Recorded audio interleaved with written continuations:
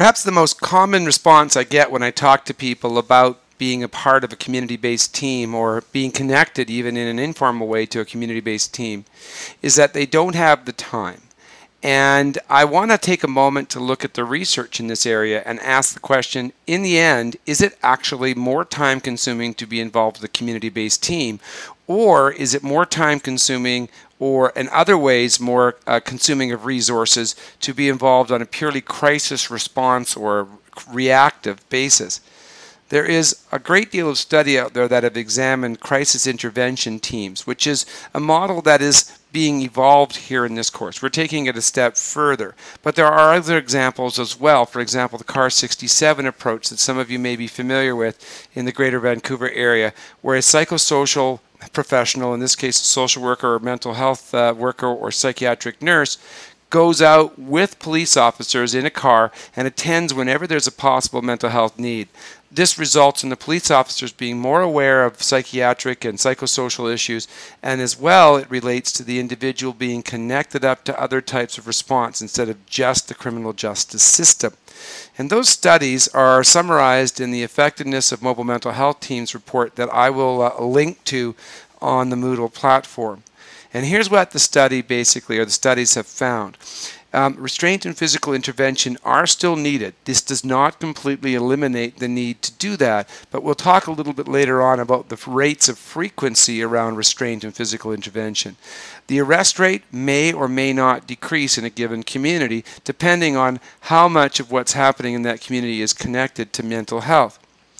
But there is a higher rate of successful referral to appropriate services when police officers, paramedics, other first responders, emergency department staff have had the sort of training that you're having here. They're more capable of not only identifying what are the symptoms, but understanding what services exist in the community and helping to make connections with people that are artful, that are meaningful, and they're going to help to overcome some of the psychosocial issues like transportation or fear that that individual might have. The number of voluntary commitments of people therefore increased, and the number of involuntary commitments decreased. This meant more people were getting more effective care, and that they were not as averse to going into care because they weren't forced into it. And there were other benefits. Mental health trained officers appear to recognize mental illness differently than do untrained officers, and there's no reason to believe that that same type of analysis couldn't apply to a larger community group. Officers reported that they felt increased self-efficacy in handling mental health crisis calls after participating in training such as the training that you're taking right now. That means they felt better approaching individuals who were in mental health crisis, and after doing so reported that they had been more effective.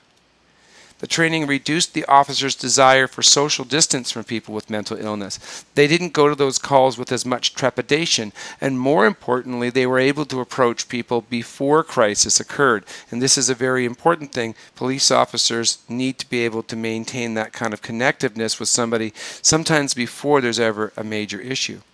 And trained officers perceived non-physical actions as more effective and physical force as less effective when responding to mental health crisis calls as compared with non-trained officers. And this is perhaps the best news of all, that the idea of intervening using a physical restraint went down the list in terms of its favorability, and the idea of using a social or communicative strategy went up.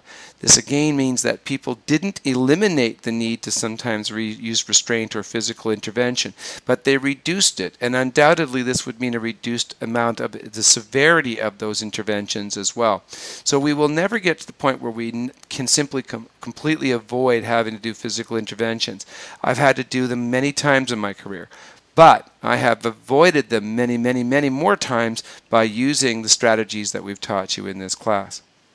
In a nutshell, while it is difficult to change our mindset and take a more proactive approach, in the end, the benefit of doing this is not only that our time is used more efficiently and effectively, but that when we go home from a day's work, we get to feel as though we've actually accomplished more of what we set out to do. And so, at the end of the day, the product of this training and the product of this work does need to result in a change in practice. If we come here and what we leave with is a short-term feeling of being uplifted, then we really haven't extracted the main value that this training is trying to achieve.